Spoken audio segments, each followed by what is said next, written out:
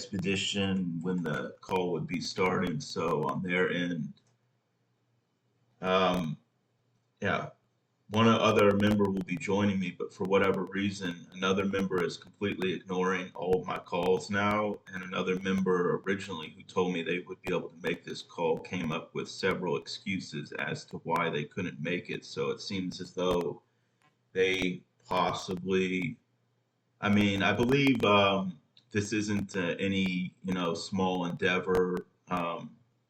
Practically speaking or symbolically. And for these people, I believe it's a lot more, it takes a lot of commitment mentally, but I'm definitely trying to keep the group cohesion best as possible. But yes, I just wanted to make that clear about the situation with the other expedition members as of right now. But Okay, that's yep. Well, I have David here, who's going to be running the courses. So yeah, just whenever you have some questions and stuff, we can.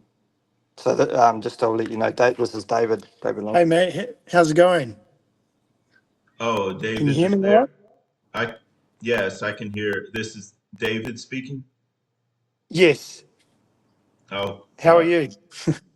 um, I'm doing well here. I'm glad to speak with you and meet you. Yeah, thanks for the opportunity. Just trying to figure out how we can set up this like a video call on our laptops here, so we can actually get a bit better experience. Oh, sure. I can turn on my camera if you'd like. Yeah, well, we're just on Mike's phone at the moment. Um, Okay. j- Uh, where is it? If can you see me clearly on the webcam? Yeah, yep, we can. Well, it's very small, but yeah, we can see it. We're just sitting here in the library. Uh, Yeah, and yeah, yeah, I'm like, completely, all open ears. did you want to maybe send that link to my computer and then? yeah, or if you download Telegram and you should. Yeah, I've downloaded it, and I just need to connect onto that particular call, Yeah. and then is there a way you can send that to me, or like a link or something? Um, Sorry, Matt, we're just Just having. technical difficulty here. Yeah. oh, no worries. I can see you guys clearly enough on my end. I was just Oh, concerned if you guys were able to see me because I'm just using a basic laptop webcam and no, it's that's not it. probably quite Yep. small. Um, um, Yeah, it is quite small, but We might. give us some. Yeah, just give us a second. We might lose you here for a second. Yeah, we'll call you back in about a few minutes. We should be all right. We should be able to stay on. Oh yeah, okay. Yeah, just send me that. Yeah, it'd have to be Yeah. on Signal. Oops.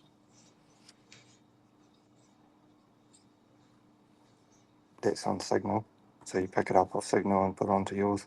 Okay, did that come up on your Telegram? Oh yeah. Yeah.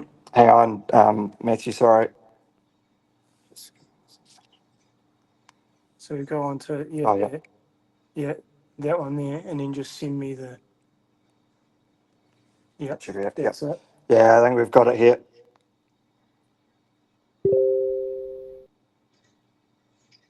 this is oh, okay. I see it now. That David joined the chat officially. Yes. Yeah. Yeah. Oh, my Okay. microphone's turned off. Oh,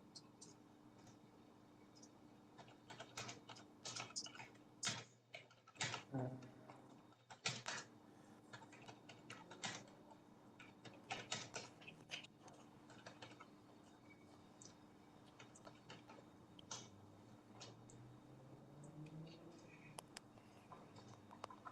Oh yes, and Adam, another member of our expedition, crew just joined the call, Okay. and another member of our expedition crew just joined the call, Matthew Thomas. Hello. Very glad to be here.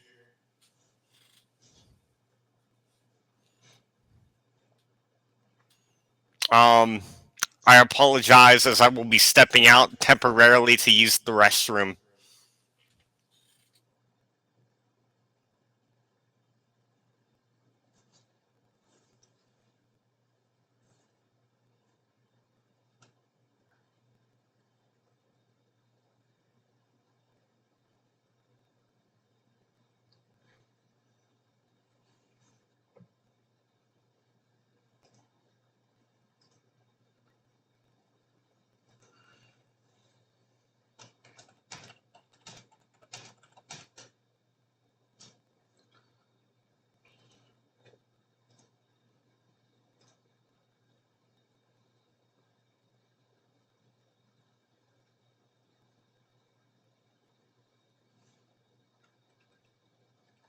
Oh,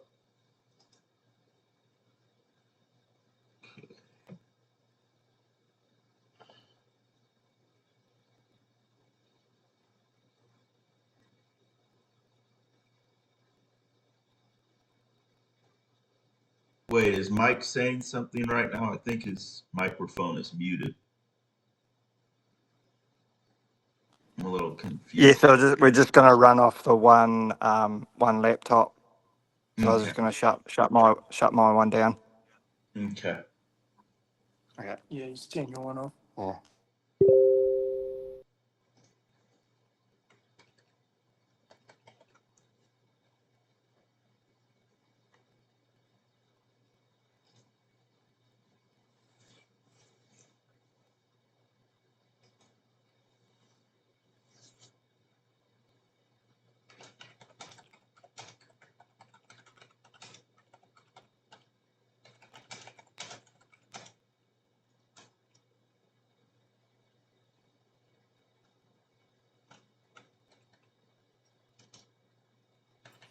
All right, I am here.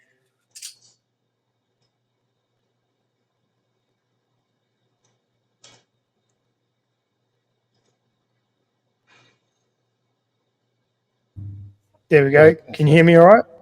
Yes. Yeah, I can. Oh, yeah. There we go. Finally got it. Yeah.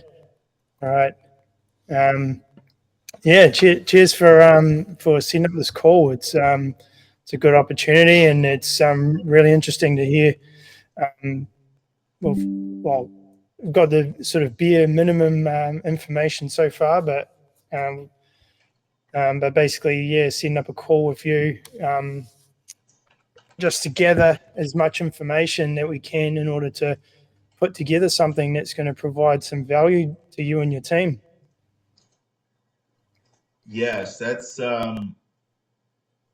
what I'm really trying to, what we as a expedition, as a group, are trying to figure out here, especially, is what the most practical next steps are going to be as far as situational awareness and a type of environment that a lot of people have never seen before. Actually, what people Mm. see through the what's presented on the outside isn't always what's on the inside of things are kind of shown selectively, and I especially don't know fully the environment and other properties or so of where we're going. So I really want to be as prepared as possible, and I'm willing to do what's necessary, situational awareness wise. And yeah, um, Mm-hmm.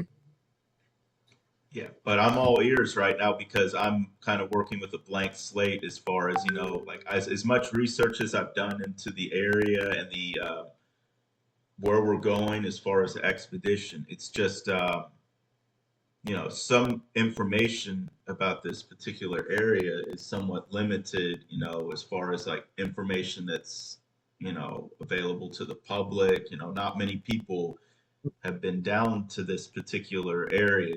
It's actually highly restricted. Yeah.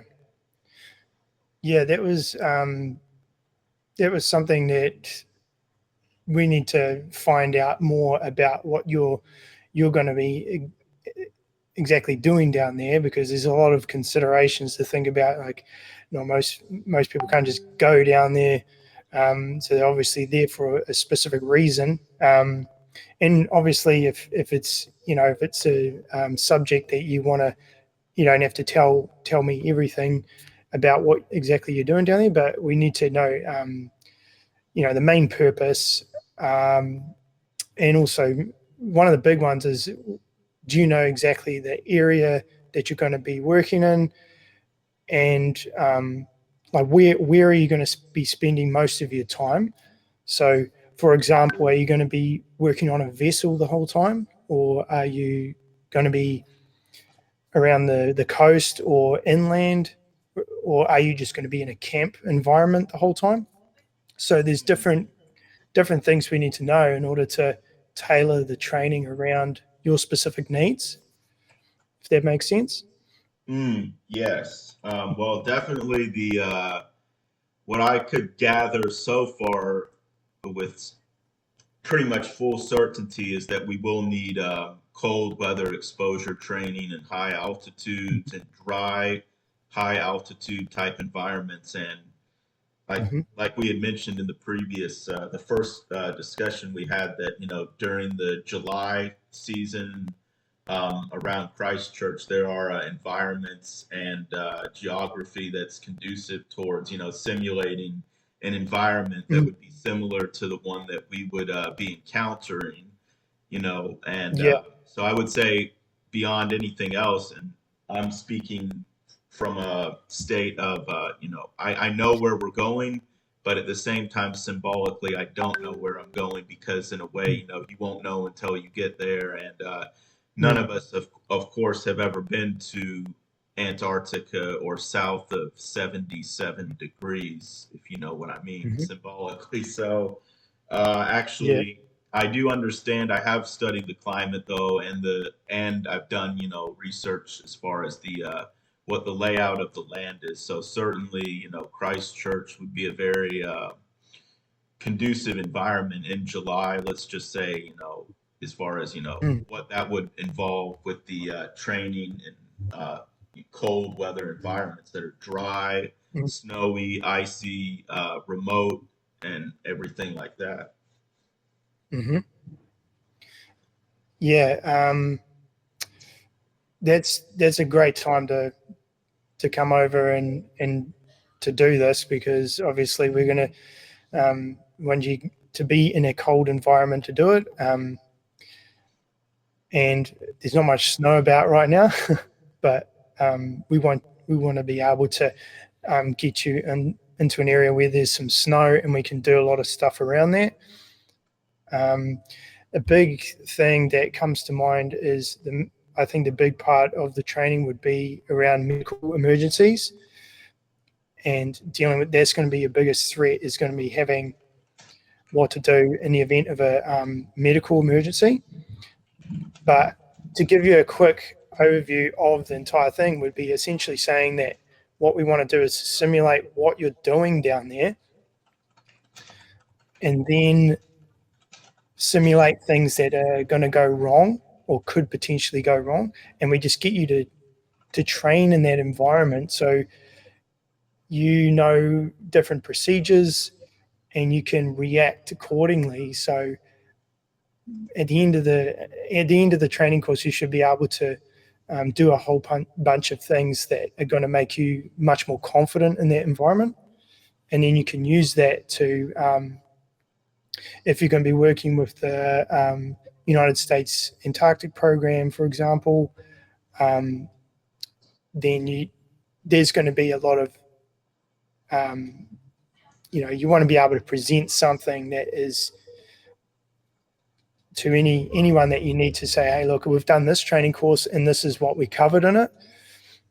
But it's at the same time, if you are looking for something very advanced, then that's going to take a lot more resources, and we're going to have to pull in new instructors. It's that. So we're basically at the stage of trying to create what's best for you. So we're tailoring it specifically to your needs. Yeah, that makes sense. Exactly. And I think with this particular, from what I've researched so far, the nature of the environment in this area, it's not just something that most people will never see in their lives, because in my opinion, there's a big contrast between when you think about it, like God's land symbolically that's never been touched by, humans in their, so-called state of pollution. Or, I mean, we're going to a pretty remote area, if I understand, that hasn't really seen too much human impact. That's why, with the advanced notification that I submitted to MFAT, it places a pretty high emphasis on low impact and respect for the environment and where we're going, because we're really, as an expedition group, not trying to just, storm the area and come in there with, ego. We're trying to come in there with humility and understanding of what this area really is and represents, and, try to take a step back from our own ego-driven, selfish-driven pursuits as far as, oh, we want to conquer this land symbolically, or, oh, we're going to be taking, pictures and whatever. This is not for selfish reasons at all. And I really want to emphasize that most importantly. Yeah. And, as far as the overall foundational motivations for this expedition, I would just emphasize that is key and crucial. And, but on the side of the actual training, this is what we are trying to figure out, is if we are in these situations, because I've sort of even come to realize this within the controlled environment of the West, right, where people are living in illusion. If you want, like, big cinder blocks, Moloch's machines in the sky of industry, and I mean, at a core foundational level, it is a controlled environment, but going into an environment, where unpredictable things can happen in an instant, natural weather incidents, and other types of, you just never know what you could expect to encounter last second. And this is the thing with this training is like, we want to be prepared, not that we wish, obviously it comes down to this, but if there were to be a sneak attack, or there were to be a roadblock or something like this, we want to figure out psychologically, we want to analyze hopefully how we could maneuver through that with the lowest possible amount of environmental impact or impact to our own safety as a group. So, we're not trying, I mean, I don't believe that we're trying to come into this thinking that, we can bend the bars to our own will as far as we want. Like, I don't believe that you can overpower nature. I don't believe that you can overpower forces like, believe they call it the katabatic winds or Antarctic winds, and these wind gusts can pick up to something like 100 miles per hour in an instant. And in the insurance business, like we think mentioned the last chat, they refer to these as acts of God. So, I have to take a step back and just say, like, yeah, I understand where we're going is not even apart from the training aspect of it, but there's just elements to this that are unpredictable. Things can change very quickly down in this area, if I'm correct, according to the research I've done so far. Okay, so I'm just trying to put together the minimal information I got with this. So you're going to be you're heading down for an expedition. So with a group, are you going down there for research, or are you going to go down there to go to the South Pole or something like that? Are you going on like a major, like, walk inland, that type of thing? Like, what exactly are you going to be doing down there? Would you like to know specifically where we're going or have applied to go as far as the paperwork? Yeah, yeah, environment? yeah. Just mainly the environment and like because we have to make it so the training is specific to what you're doing down there. Like I was saying before, if you're going to be on a vessel most of the time, then that would be a different type of training that you would need to focus on, as opposed to if you're going to be walking long distances across Mhm. vast areas of open ground, for example. That would be a different type of training. Well, Um, our approach is intentionally low impact and high presence. You know, what it's ultimately is on paper is a same day heli department from Ross Island to the dry valleys, Taylor Valley, right. and if possible, Aspa Zone 172 Blood Falls. So it will be no camping, no fuel storage, and the expedition group is to be between 6 to 10. And we're focused on observation and appreciation, not conquest, Mm. and or high intensity ops necessarily. So, how would you say this aligns with the training style or options that Hawkeye Dynamics can help provide us? Well, what we do is we try to tailor the training to a specific environment that you're going to, and then in this way, it's difficult to put together the information at the moment, and have to run through everything that you're doing, and then we put the pieces together. So we bring in modules, we make the modules because we're going to have to build this course from scratch. Um, so because we don't want to teach you something that is not relevant, if you know what I mean. Absolutely. Um, so Hill training, yeah. So to sort of give you an overview of what I would think that just from what we've gathered so far is how we would do it, it would look something like we would run you through some pre-course training, some online courses or some pre-course study to understand a lot of all the considerations about the environment that you're going into. And then when you arrive, we would do um, practical hands-on training around what you're going to be doing there. So if you're going to be exposed out in the open all the time, I mean, even if you're in a camp environment, we would still teach you how to do like alpine safety using all the equipment that you've got. So if you've got specialist equipment that you're bringing down, we would need you to have that with you on the training so we can actually use that. And we would put you in an environment, most likely in the Southern Alps and the South Island of New Zealand. Now, the thing is with New Zealand is still different to Antarctica, even if it's extremely cold up in the mountains. It's we have a maritime winter here as opposed to what in a Antarctic environment is called a continental winter. So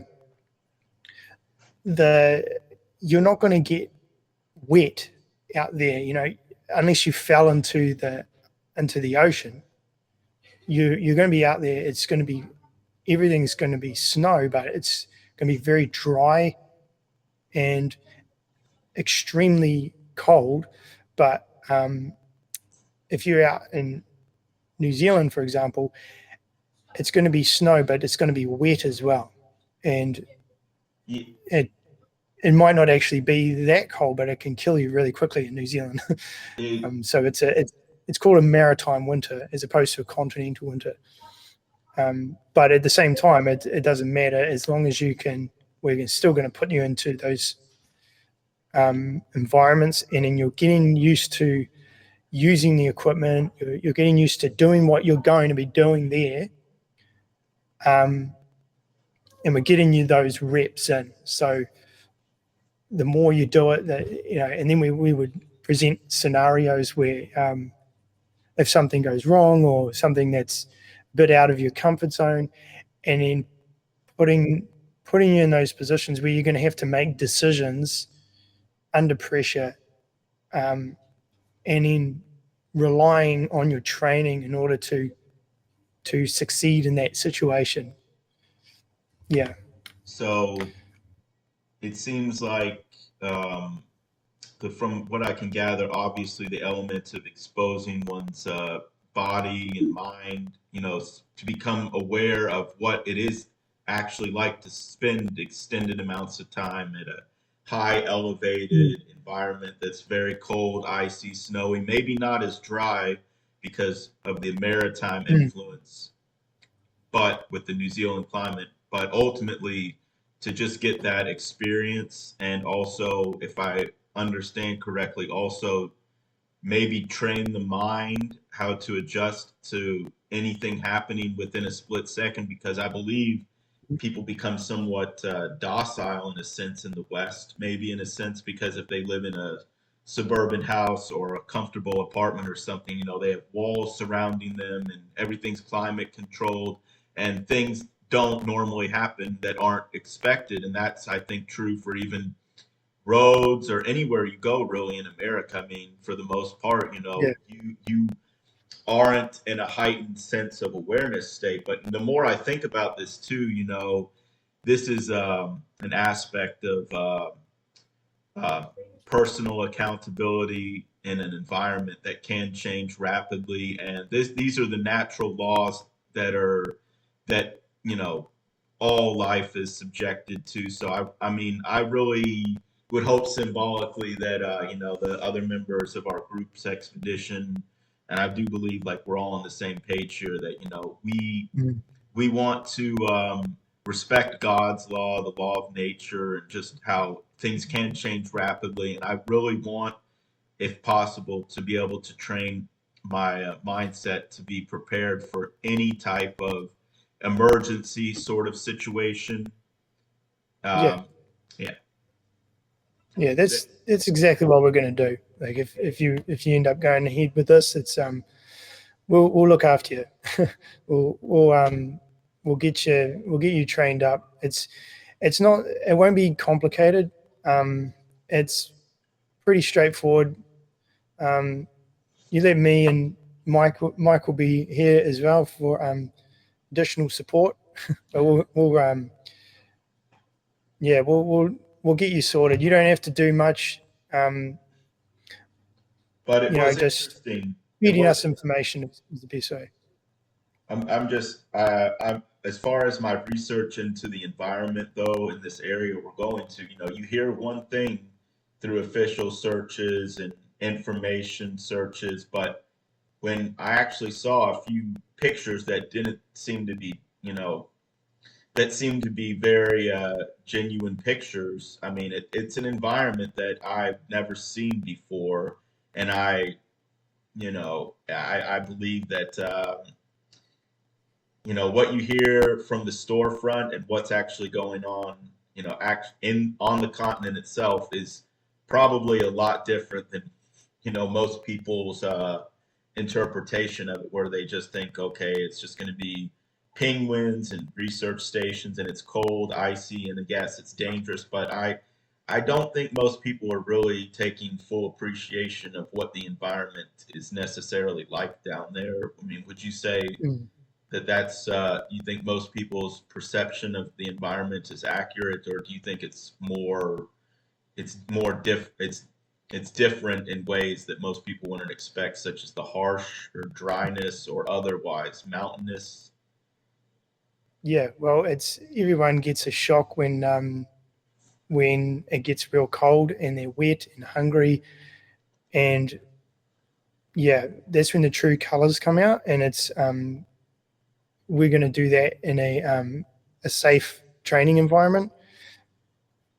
I mean, maybe not get you wet and cold and hungry, but we'll still feed you. But we'll just, most people come in with these expectations, but when they actually do realistic training, then they should be walking away with it going, well, okay, I didn't expect that to happen, but now I feel confident that I can actually deal with those scenarios if they happen.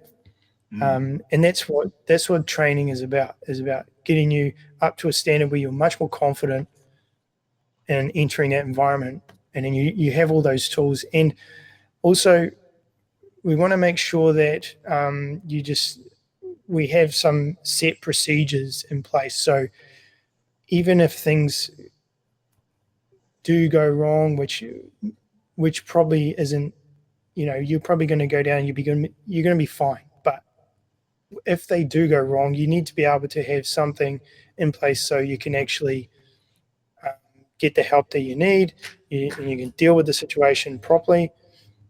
And that's what we're going to provide you. Yeah. And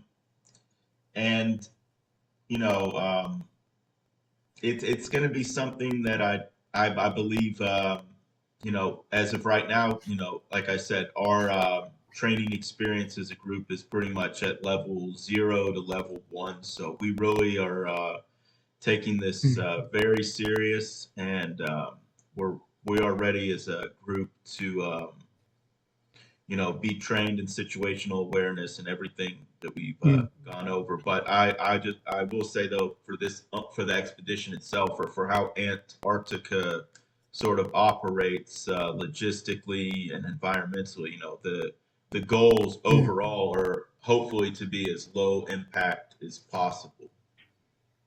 Yeah. Yeah. Okay. So what I'll get is there's somebody else that was going to join us on this call.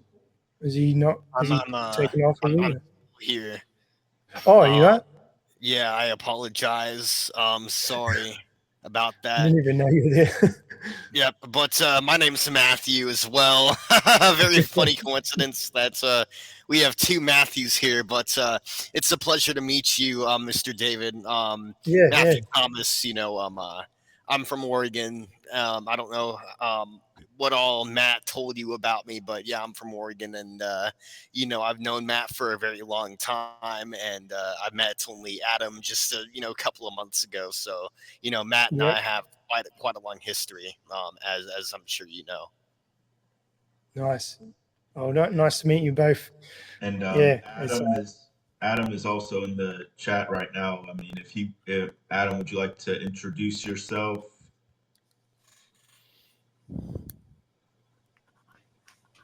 Okay, I'm not sure if he's up there right now, but I think his thing is muted. I'm here. I'm here. Sorry about that.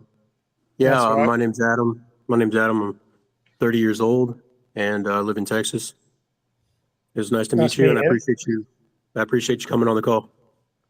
Yeah, no worries. I appreciate this opportunity to just talk to you guys and see what we can do to provide as much value to your deployment, because that's what we're trying to do. We're a small team over here, and we're just trying to. Well, our main goal is to focus on preparing individuals and groups for heading into high risk countries or environments, and in this case, you guys are going into a high risk environment, but it's complex, but it won't be as complicated as going to somewhere like Gaza or something. It's totally different. But this is I don't think you should be worrying too much about. I mean, everything seems to be quite straightforward. The main threats that you're going to be dealing with are going to be inherent threats, so things that are always there. And it's mainly, the biggest one is the obvious one, which is the cold weather. So we're essentially just set up as much training around that as possible. and get you guys ready for your deployment. Absolutely. And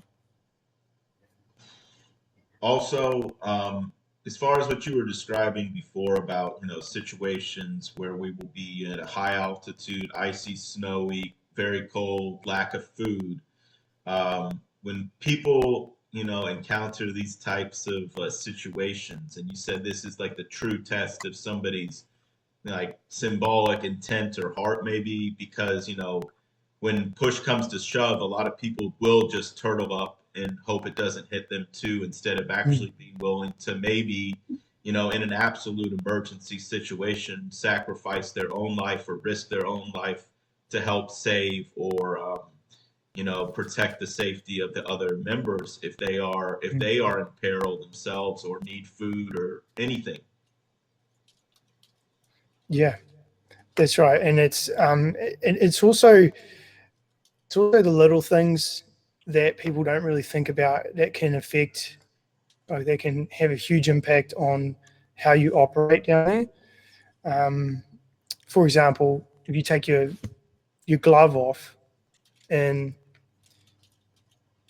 minus 50 degrees Celsius, I think it's about minus 30, I think, when rubber starts to go brittle.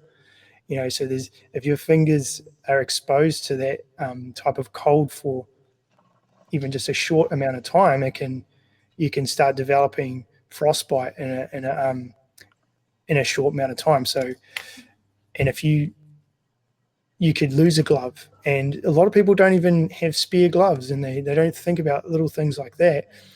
It's because your equipment is going to be a direct lifeline to you down there.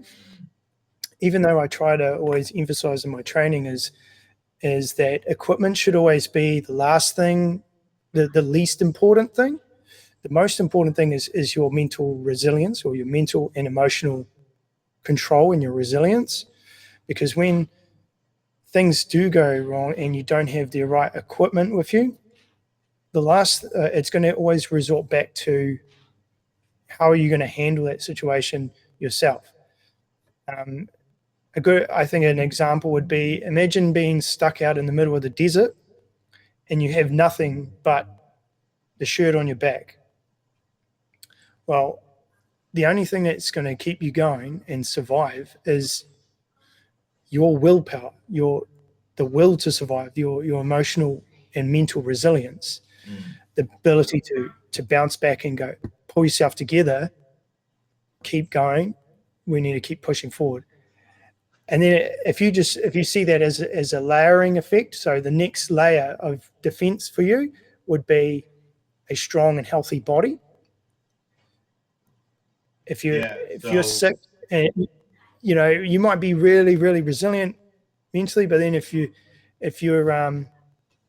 you're struggling physically, that can just affect you big time. And then it goes up again, which is the skill set. If you've got skills, I'd say knowledge would be the best one, would be that you might know things that are going to assist your situation. Then having the skill set, which is practical application of knowledge, having skills to be able to get you out of there. And then the final layer on top of that is equipment. Because some people tend to go straight to buying all the fancy equipment before they sort their lives out. They might buy the best Bear Grylls survival knife, but then, and it's got a little compass and a fishing line inside the handle. But as soon as you lose that, oh no, you start falling apart because you don't have all your fancy equipment. So I'm not saying that equipment is not important, because it is extremely important down there. I'm just saying that people tend to forget about all the other ones first. They tend to go straight to equipment, if that makes sense. Also, I had been doing some research into former expeditioners that went down to this specific region, like Scott and Bird, obviously. And I remember when I was listening and doing the research on what Bird had been saying about loyalty, and what you had said earlier too about if you only had the shirt on your back, how are you going to come together to still maintain group cohesion, mental stability, and all that. And I really believe that's where your faith and I believe a higher force comes in, that you believe that if you really commit yourself to this fearlessly, so to speak, because the conditions are what they are in this environment, like you mentioned with the glove, and how quickly these types of emergencies can happen in such a cold environment, especially cold and dry and very thin air too, I would imagine. So I believe that when we as an expedition group potentially walk into this environment and we actually, because it's one thing just to research it, but I think it's another thing to actually feel it at the level of your senses or your biofield, so to speak. I mean, all your sensory awareness, so to speak. And I just think I know, in fact, in my opinion, most people have never experienced what the true um, actual conditions are down there at the level of the cold, the dry, and all of it, the thin, probably how thin the air is, because from the research I've done, there hasn't been precipitation in this area for millions of years in some cases. So it's certainly going to be symbolically like another planet in some ways, as far as the actual geography, conditions, weather, and definitely we want to put ourselves in the best possible situation to be prepared for that. I think mentally, because like you said, the foundation of this, regardless of the technology, and I think Bird mentioned too, the technology only comes secondary to the loyalty between the members of the group itself. So I think definitely we want to mentally, like, this is going to take a lot of, would you say this is going to take a lot of mental training as well, inward training as well, not just obviously physical? Yeah. Well, it'll all be we'll all incorporate everything that into the training. We'll put you guys through relevant, practical activities and specific scenarios that it'll all be incorporated into it. So pretty much everything that you're going to be dealing with, you're going to have to make decisions as a team, as individuals, as part of that team, and how that's going to affect the team. It'll all be embedded within the training. What I was thinking on doing was just to give you a quick run through on the basic sort of process on how this all works. I'm just going to share my screen for a minute. Is that share screen? Yeah, I think so. Just a second.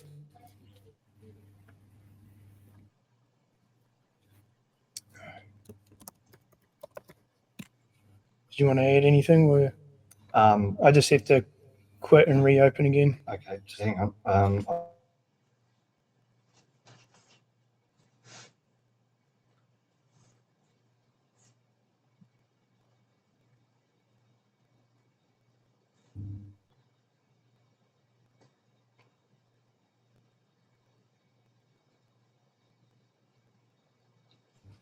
Are you there?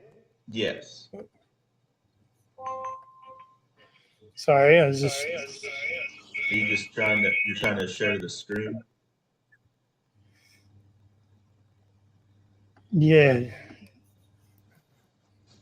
Oh, you do. This is why I use Zoom. Yeah. I'll go on to this. Sorry, I mean, next time we. No, you're right. I was a little confused at which would be the best. No, it's all Zoom good. or Telegram. Yep. You turned off. What? Have you turned off? No, I should still be on there. Or has it disappeared? No. I'll ask him a few questions. Yep. Hi, Matt. Are you there? Yes. Okay. So just a quick few questions. You said there's no camping. For the application that I submitted to MFAT, there's no camping, and it's going to be as low impact as possible. As far Okay, as so you'll have to have a base camp somewhere to travel in and out of, or are you traveling and then sleeping in the open or staying in the open when you sleep, or how does that work? Well, we are trying to figure out the details of how exactly this stuff works logistically, because I can show you the paperwork that I submitted to Antarctica, New Zealand, as far as my advance notification and what that outlines as far as this being a low impact, same day on paper, same day, no camping, low impact is possible. And Okay. what would your thoughts about that be in general? For me, I would say you'd need, if you're traveling in one direction, then you'll need thermal blankets or something to be wrapped up into, or something where you can stay warm, or sleeping bags of some sort, sleeping in the open, or something along those lines if you can't pitch a tent or can't have tents, or if you're trying to go low impact. Absolutely. So would you say using also materials that would be as naturally made as possible or very resilient? Like I've seen in these old expeditions, the type of gear they would use, it seemed like it was some sort of very protective animal skin of some type. I mean, just thinking in general about, how thick, layered, or protective gear should be in this type of environment, because, like David had been mentioning, I believe, about the glove incident that can happen in these type of conditions.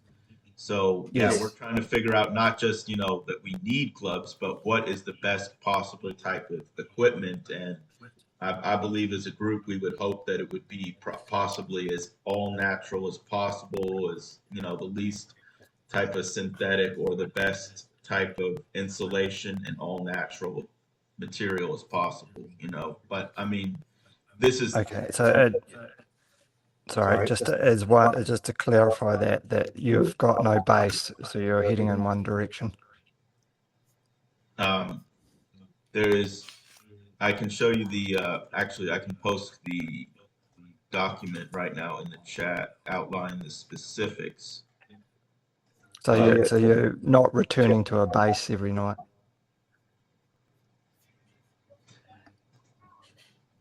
On paper, it's same day. Okay, same day From what it says, expeditions. Yeah.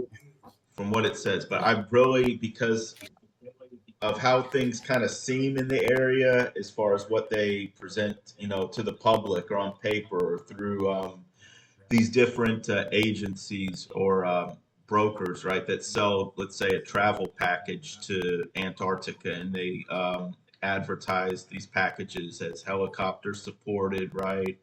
Of course, not as many of those are being advertised in the modern era, especially with regards to where we're going, which is Ross Island. So, um, but what is being sold to the public, in my opinion, is just very different from what the conditions are actually going to be. So, I'm not sure if I'm really in a position to ask. I mean, because in a way, as much research as we've done as a group, and especially myself, I still can't give an action. I don't think we'll know what is in store for us until we actually get there, in a way, because Yeah, that's. Yeah. Sorry, go um, ahead.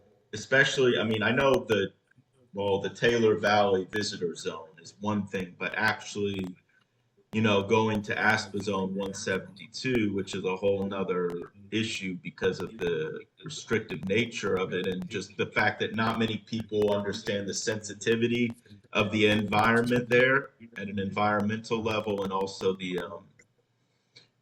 Just it's just an area that not many people have seen, even if they go to McMurdo Station or Scott Base or Ross Island.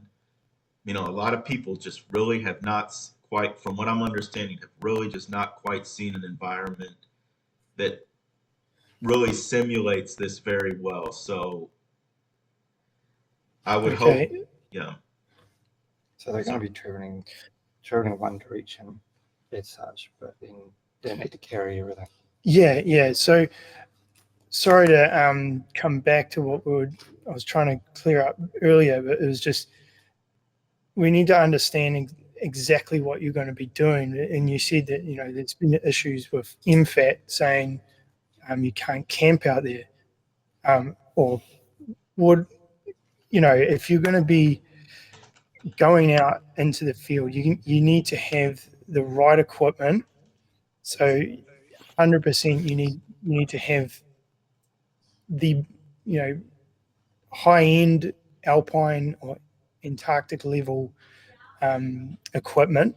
So things like Arctic tents, sleeping bags, because you have to rest. It's extremely important. Like if you're going to be carrying all your equipment and you're going to be walking even a short distance, you're going to have to stop a lot of the times.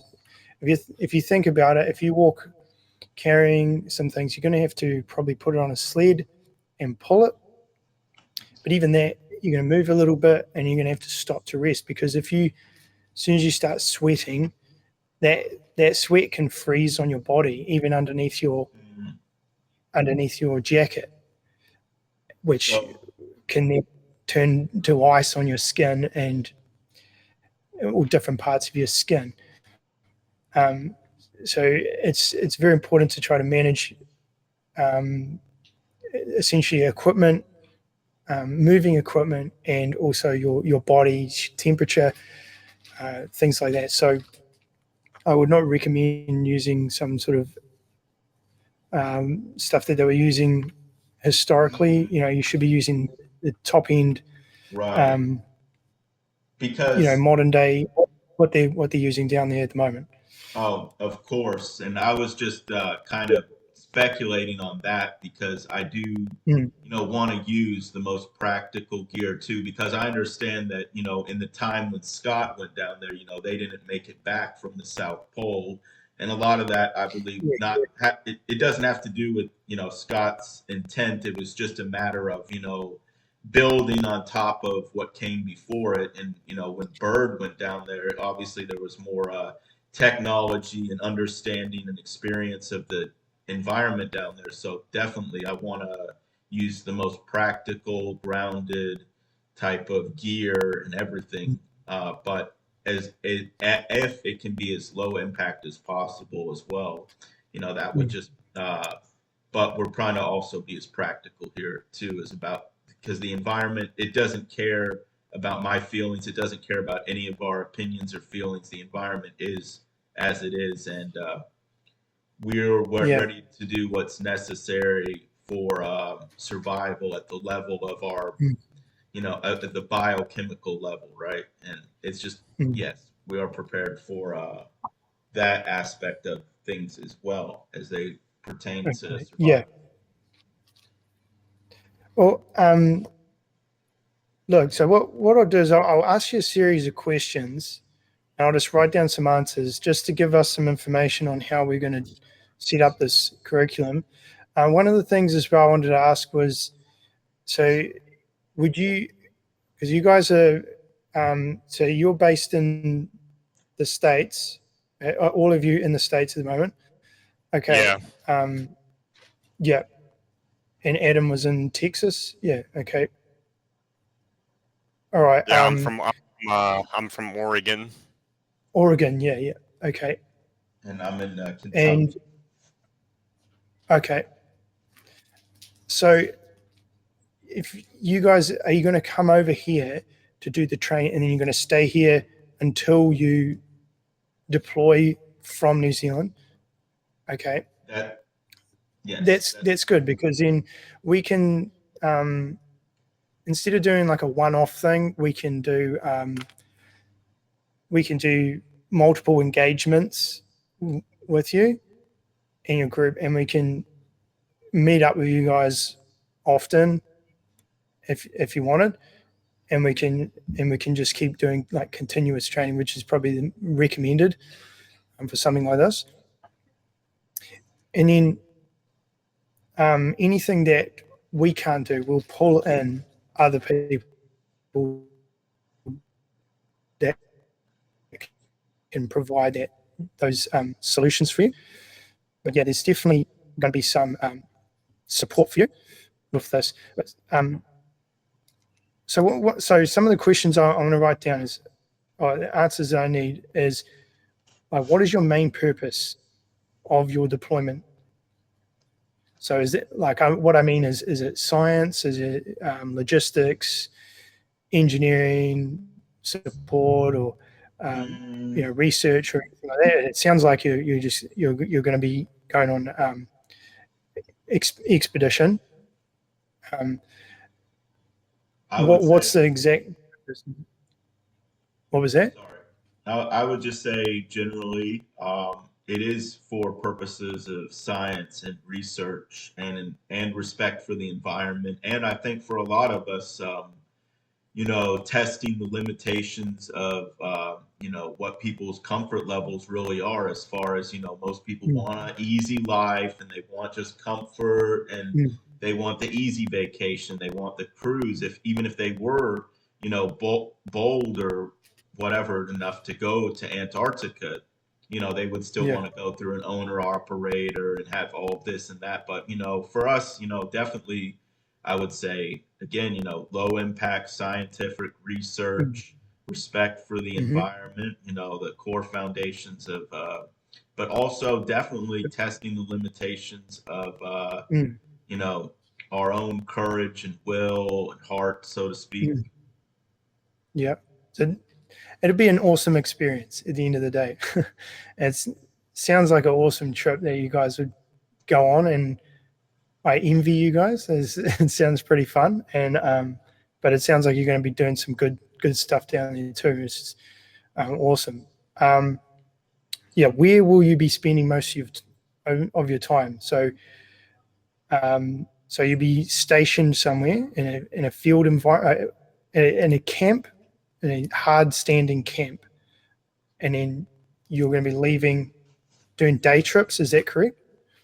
Or are you going to be around a coastal site? Are you going to be going on vessels in the area? Or are you going to be doing anything, vehicles, special types of vehicles down there? That type of thing. So where will you be spending most of your time? Well, first we have to get to the base of the Royal Society range. So, what was that? Sorry? As far as that, is concerned, I'm going to have to do more research into this, but as of right now, it's a low impact, on paper. I actually posted the document in the chat about that outlines, that was the original advance notification I actually submitted to MFAT. And unfortunately, I did have to remove our original co-organizer because of some issues of security and trust. Not that we have anything personally against him at the level of grudges, but he was sharing sensitive information and trying to sow seeds of distrust. Unfortunately, he was sending Adam messages such as "Don't tell Matthew this," and I just feel like in this type of environment, that's yeah. And did he send you something similar as well, Matthew Thomas? He was sending me all this stuff about, the Ouroboros god is gonna destroy everything. There's no hope. There's no out of this. You're just delusional for having wishful thinking and this and that. And I just got real tired of his nihilistic spiels, and I just was like, to hell with it. But not only that, he's entitled to his opinions, I suppose, but it was the issue of security and trust, and based on what he would tell me stuff like, Matthew's a very dodgy man. He's told me a lot of gross things in the past, and he's told me this, he's told me that. And I'm like, yeah, whatever, man. I don't believe you. And I don't have anything against Adam, or not Adam, sorry, Angelo. I don't know him all that well, and I'm not going to pretend like I really had much of a friendship with the guy. But he would Yeah. sow seeds of distrust but very much so. As far as that is concerned, though, I just wanted to make that clear as far as like the paperwork and the co-organizer. But I did actually send an email to Antarctica, New Zealand earlier this week, just notifying them about the change in our application status too, because I for people's own protection too, if they're not mentally prepared for this. I mean, all the training and pure intent in the world isn't going to change a body that's not ready, a mind that's not ready. So yeah, we're trying to definitely protect what this means for our expedition and what it means for the environment. And I believe this is just going to be a very special thing. If I mean, and nothing is set in stone, but we're going to, go forward with this courageously, I would hope, and in good faith. How long is the deployment for? Are you going to be going for 6 months, or and what time of year are you going? You said September 8th. We'll be going in between the November to February austral summer season, so 2026 to 2027, and our intention For how long? For how long, sorry? That's what we're trying to figure out right now too, because I'm still in the process of. I just contacted my own, national competent authority, in Washington, near Washington D.C. So I'm just trying to, proceed as carefully and as cautiously with everything, and trying to, really respect the process of this, not just on the side of training, but also on the side of bureaucracy, because, I believe, this is a very special place, and I just don't think, anybody is necessarily prepared to go down there, because most people are in this state of mind where, unfortunately with the case with Angelo, the white lies, ultimately compounding into a giant snowball avalanche. And I can just see the ripple effect, and I really want to do as much as I can to protect, myself and the other members of this expedition. And I'm willing to do.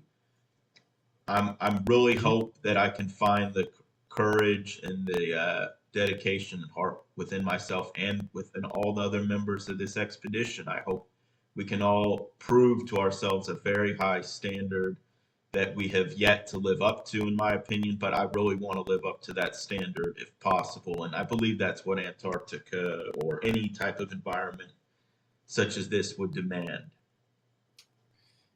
Yeah, well, I think, once you guys get over here, we'll just, once we meet up and we can actually just discuss this face to face, and we can, we'll put together some pretty good training for you guys, and we'll get you guys up to a good standard to get over there.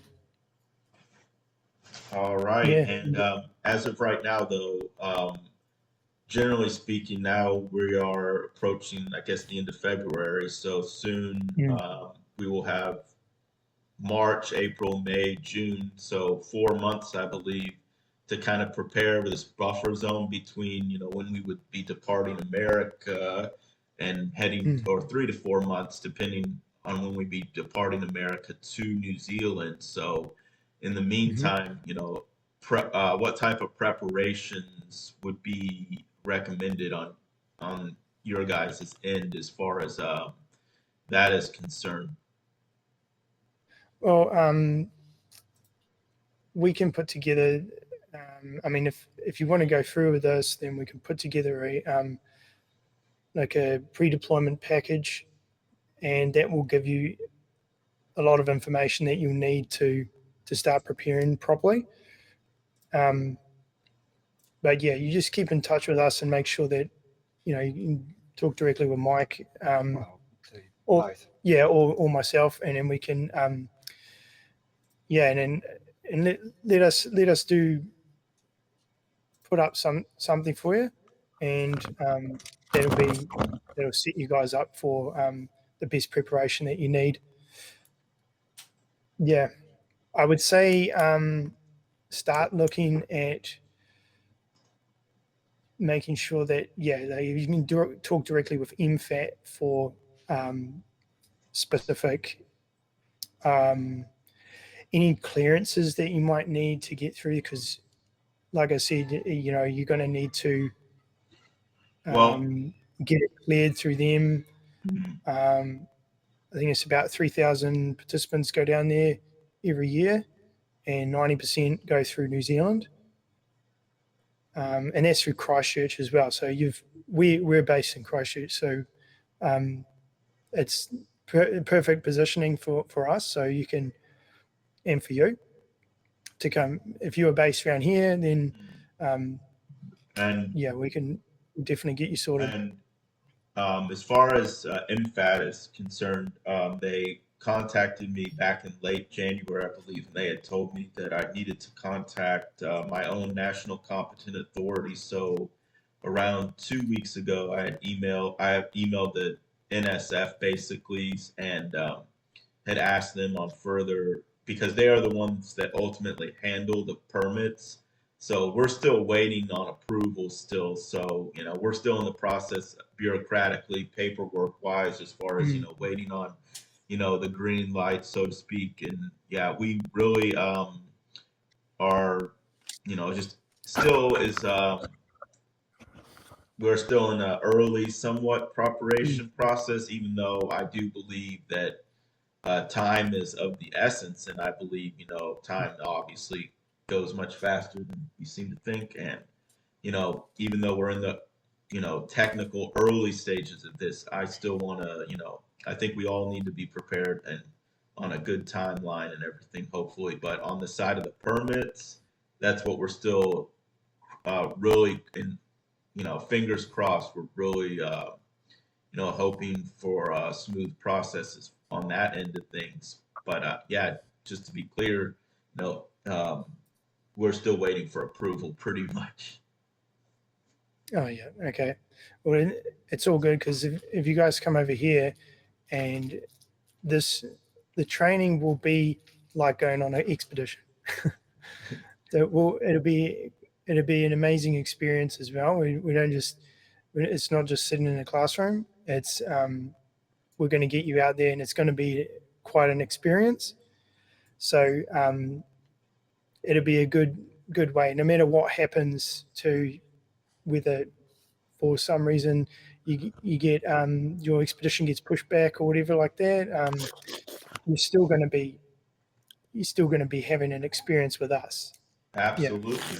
I mean, then nothing is set in stone, because at the end of the day, I guess it's up to the environment. And I do understand that, even when you're flying down there from Christchurch, it's almost like you're flying into somewhat of a hurricane as well, with the way the jet streams work and that southern oceanic current works. Even flying between the barrier from New Zealand down there, it's kind of crazy from what I've understood. Yeah. So, I just know that it's up to, in some ways it's in God's hands. I mean, weather-wise, weather permitting, of course, that's a thing I keep hearing about too with Antarctica, is weather permitting and everything. So, and the winds. So we're really trying to, not, just assume that we're going to even be given approval, or that we're even going to be able to go given the conditions, unpredictability. So but either way, we're ready to go to New Zealand and prepare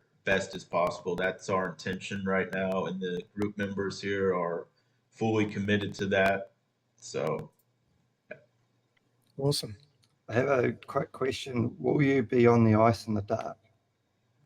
Will you be off the ice before the winter? Or you don't know? right now, that as far as on paper, no camping, low impact, and all of that. But it's a place that, from what I've seen, we're really in the early stages of understanding what it really could entail. Let's say there isn't a situation that arises that we didn't see coming. Well, we have to be prepared for that. And I mean, nothing is set in stone in these type of environments, right? Things are what they say on paper, but the conditions can change rapidly, and a whiteout, for instance. So we want to be, yeah, that's at least as far as like survival. That's where my mindset is. As far as you know, being understanding of, at some level, we are at the mercy of the conditions ultimately, even with the highest level of preparation. 100-mile-per-hour cab at a wind gust can pop up pretty quickly and white out conditions. And doesn't matter what your, I guess, preparation level necessarily is, if there's a force that's stronger than, any life force necessarily. I mean, sometimes it's just but I really want to see it for myself, so I can. I really want to see it for myself. I'll just say, I've lived in what I believe are artificial environments as far as pollution is concerned, all levels of pollution, light, sound, air, and I really want to appreciate what this means, because I believe this is, in a sense, like, this is the heart of it all. Actually experience something that isn't tainted or polluted by people's fallen nature, in my opinion. Oh, it's I think you've chosen the right way to do that. So, yeah, I mean, and Matthew, he has, go ahead.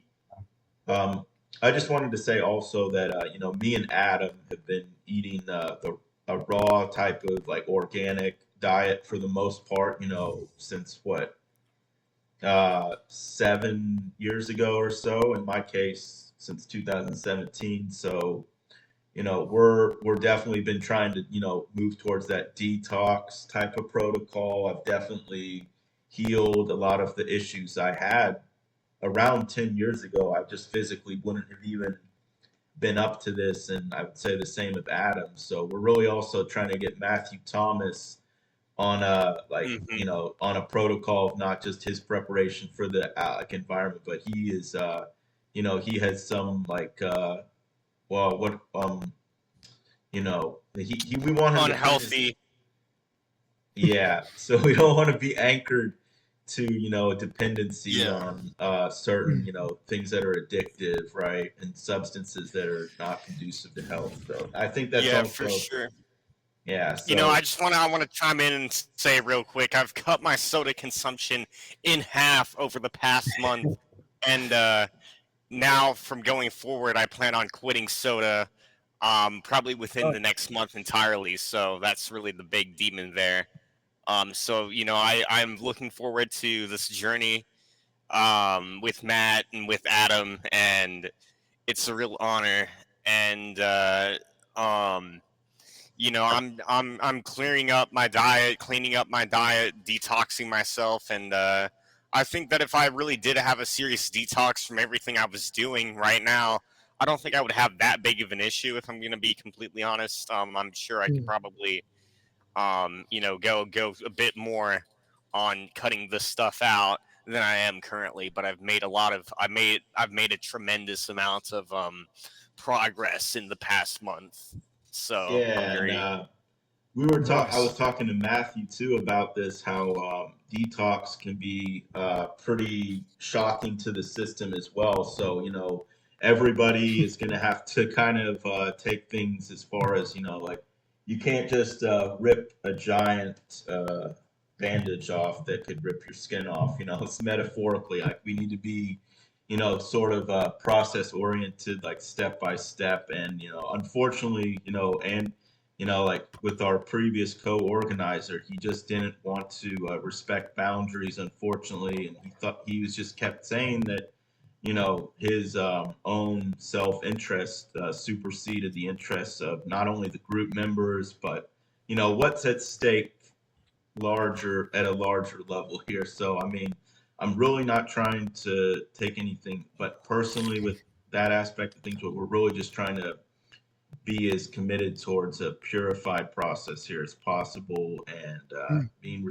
just respect our group members' own personal situation, because we're all at different levels of, you know, can well in this world, you know, sort of the pollution can rub off. So we're just trying to take things at our own levels too, as far as health, but definitely we're moving in the direction of, you know, detox and purification on that level of things. And I mean, Adam, did you want to actually tell about your experiences with the raw organic way of eating since when you started, like 2018?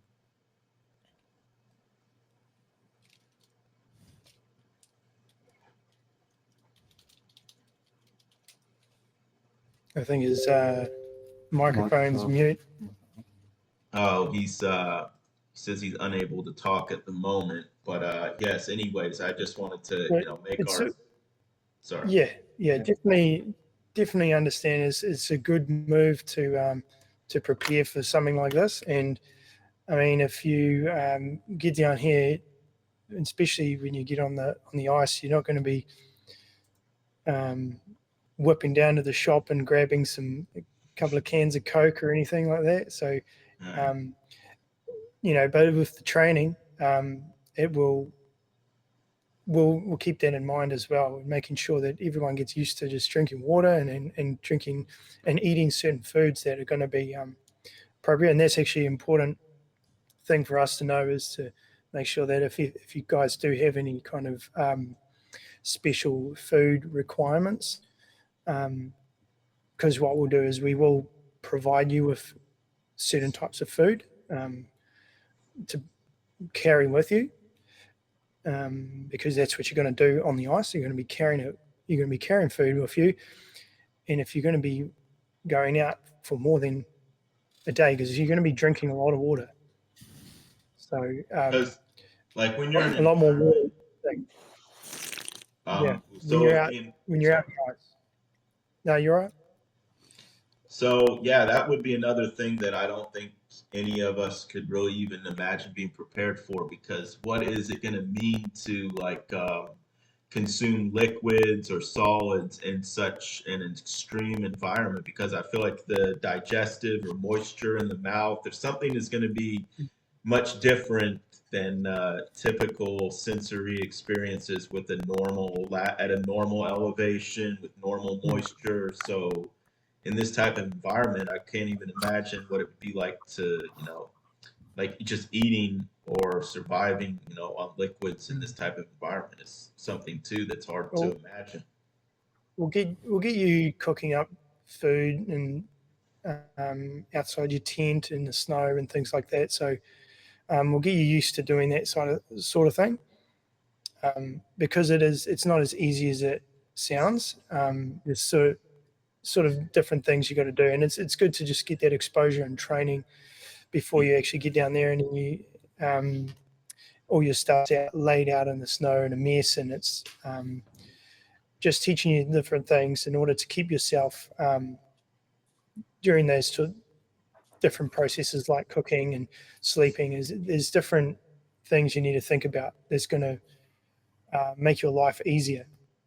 But yeah, there's a few other questions, but I think I'll leave it to, I can flick through something in an email for any other detailed questions that I might need. But it's good. It's really good to hear what you guys are doing, and and we're really happy to support you guys. Hopefully, you know, you get some more numbers up as well. Get a few more of you guys coming down. That'd be, you know, it'd be fantastic getting you guys in. We'll get up in a mountain and we'll do some real training Well, Yeah. I mean, I have to say though, I mean, it is pretty much like from where we were, from what we were doing like a year ago to this, like it's beyond. I mean, I don't think we ever got quite this far in our dreams. So to actually have the opportunity to go through the training and the preparation and being able to step on the ice, so to speak, is going to be something pretty crazy symbolically as far as the just it takes a lot more than most people believe. And yeah, we're willing and ready and trying to move forward that next step, which is going to be getting to New Zealand and preparing our bodies and minds for this. So we're very much looking forward. Do you have any questions? Yeah, no, pretty much. That's it. Just getting the. Just, do you guys have any more questions on anything else that you're kind of thinking about at the moment, or? So kind of speechless right now, but thinking about it, I mean, I did see some pictures of this area, such as Lake Vita and other areas near the outer extents of the dry valleys, and it does look like a type of environment that I've never seen before. So, I mean, what do you think there's any like thing that we could do right now to help prepare ourselves mentally for stepping into a sort of environment? I mean, would this require like a form of silence or meditation, or I'm not sure exactly how Um, we. Well, I think the best thing you can do is to just start creating a plan on how you're going to get doing that first phase of getting from where you are now to here, and then mm, getting all that sorted.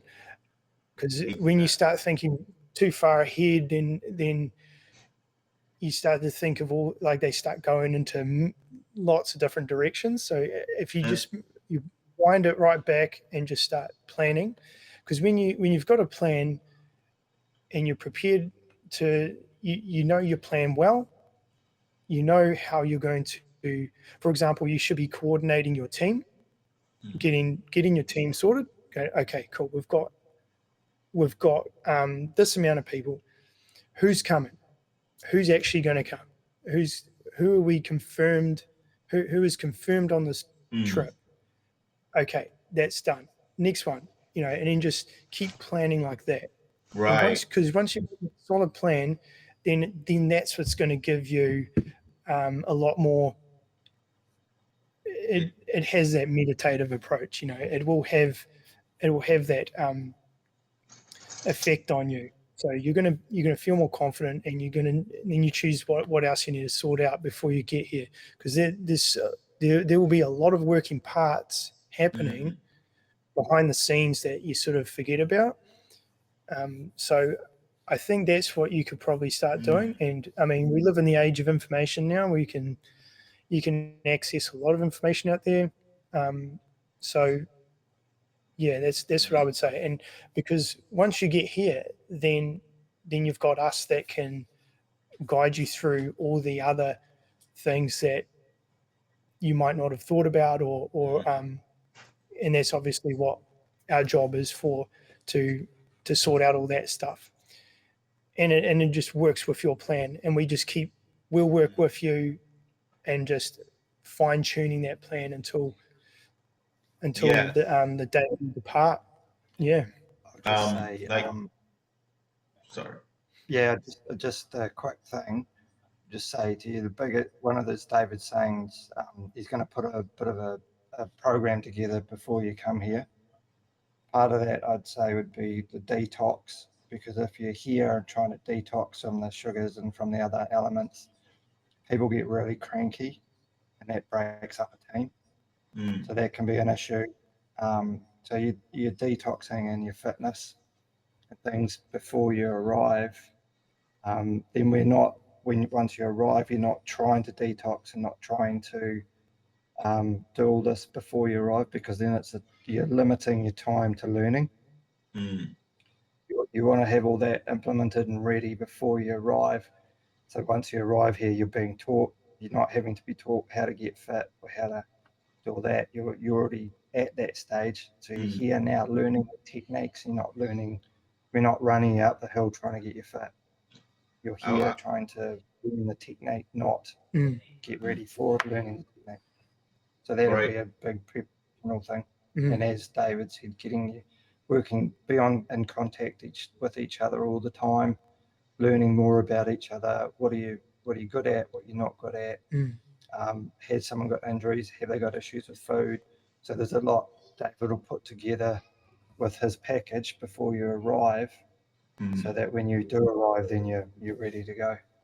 He's yeah. teaching you the And as, high-end stuff, not get ready stuff. Mm. and as far as detox is concerned, me and Adam have done a decent amount of detox, maybe not as much as we could have, but we've done, I think, as much as we could have as far as, what our body was ready for. But, as far as Perfect. Matthew is concerned, his detox levels are going to be different, or our other group members. So we're at different levels of detox here. And I'm not, and I don't think me and Adam are ready necessarily. We need to clean our diets up a bit too, because this is going to be, it's going to be integral, I believe, like as far as, maintaining stable energy.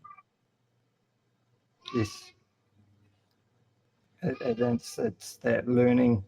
It helps the learning curve massively. So it makes a big difference when you're learning if you're fit or unfit or capable. And I know myself, it's you kind of need that sugar rush every day.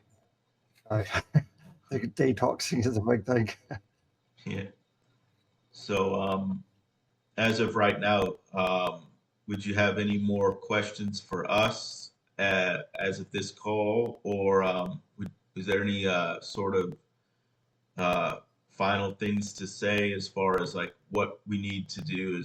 Because right now, I actually, there's one member of our expedition that seems to be a little unsure about their commitment. They keep telling me that they're, scared, or they seem somewhat like they have PTSD from different types of traumas related stuff in this realm, and they are very, like, have paranoia too about just certain people and talking to people and being open about people because of all the trauma and PTSD. Uh, and because of that, we still need to complete the recruitment process for the expedition. Right now, it seems as though we have 3 to 4, but obviously we're going to need 2 to 3 more. And I need to really look within and find the best possible fits that are, mentally and everything, willing to commit to this and, just try to weigh their heart sort of in a sense. And because I've seen the problems where I believed in the past that certain people could repent or reform from the white lies they were telling me and everybody else, but unfortunately it seems though it's just not as easy as I thought. And I really want to finish the recruitment process between now and July and just focus on being in the right state of physical condition and mental condition and get the permits and everything. So as of right now, is there a future group call you'd like to set up, or right now for us as an expedition group, would it be better, you believe, for us to just focus on, getting the last couple recruits and, formalizing the bureaucratic side of things? Well, I think if firstly, if there's some there's some issues with different people that are struggling with any kind of trauma and things like that, we can help support that too. We're not just focusing on cold weather environment type training. We can also provide other solutions around those. We can bring other people in that can help with those things, because that is, like what Mike was saying, it's very important to have a strong team, and we can provide that too. But for you what you should be focusing on is, yes, trying to confirm who is potentially going to go, and then if they are unwilling to, or they're having some problems making a decision, then we can do another group call another time, and we can find a way to get people over that line. And because the big part is, if I was to speak from a perspective of, if there's an example would be an emergency situation, what a lot of people tend to do is they fall into this victim mindset, and they start getting angry, they start getting feeling defeated or depressed. They think that and they keep going around in this cycle. But in order to get out of that cycle, you got to move into an acceptance phase, so that once you've accepted that, okay, this is how I'm going to get out of this. But sometimes people can't get there by themselves. You got to try and help them as well. So this is why I think, if you do have a group together, we can do another group call, and it's just getting them over that line and saying, hey, look, this is going to be an amazing experience. This is going to be probably the most changing, transformational experience that you'll ever have. And it's incredible. You're deep diving into nature itself, and maybe not deep diving into the cold water, but but into that environment. And it's getting them over that line will be the ticket over here. The thing I find it the most difficult is explaining the implications of this, because every time I bring up things, I'm probably just not explaining it properly, because people think, rigidly, I believe in this world, like, oh, going from point A to point B, we're going to a different continent. And I don't believe that's what it is at all. I mean, and this individual, the other member of our group here, Stuck in 1984 is their name handle on Telegram. And, they're a very brave person. They're extremely courageous, in my opinion. I mean, as far as their background being a whistleblower, let's just say standing up for truth. But, they do seem to have a lot of paranoia and PTSD, and unwilling to just let go of different types of ego-driven attachments, such as, I identify as XYZ because of these, experiences that I believe were, more or less simulated, or they definitely don't align with natural law, in my opinion, or what a untouched, purified world would be. So, yeah, I'm just struck, but definitely, I mean, if we could do another group call, and, and once I recruit the last 2 members or so for the expedition, because people are getting sort of a misunderstanding here too, because our co-organizer before was just kept yelling at me pretty much, and telling me how delusional I am, and not ready to be screamed at in the ear at 4 a.m. in the morning at some sort of a boot camp. And I kept trying to explain, how things, but he was misrepresenting, unfortunately, what Mike and Hawkeye Dynamics stands for, based on the initial research I had done into the group. And he just, and it's nothing personal. It's just, I'm doing it as much to protect him as I am to protect the group, or anybody that wouldn't be prepared to commit to this and understand what it's going to really take. Because, I don't see it as going to another continent or land necessarily. I believe it's about things much, bigger than that. And when perhaps, we do lay our eyes upon something that hasn't been touched before, I really believe, like, we could see the scientific face of God, pretty much. And it's hard to imagine that, but I want to see the scale of it. And I can't, even at this moment, I just can't even say that, what I believe it is, or what it could be like, will be true. But I'm willing to take the risk, and really, not stack my treasures on earth, so to speak, because, people wouldn't want to do this for financial reasons, or comfort, or safety reasons. And that's fine. I just don't think most people are up to going to Antarctica or whatever, because when I mentioned to them, these things, like, they almost, like, I don't know. It's almost like it's something deeply internal, and that they just almost have to take a deep breath and just remind themselves they're not ready or something. Or it is something very big, though, and I do believe most people are not ready for Antarctica for many reasons. And don't believe as of now, obviously, I'm ready, or any of our expedition members are ready, and that's what we're trying to prepare for. And as far as like You're talking to the right people. okay. Yes, and God willing, we make it to New Zealand July and prepare the last logistical things for our side in America.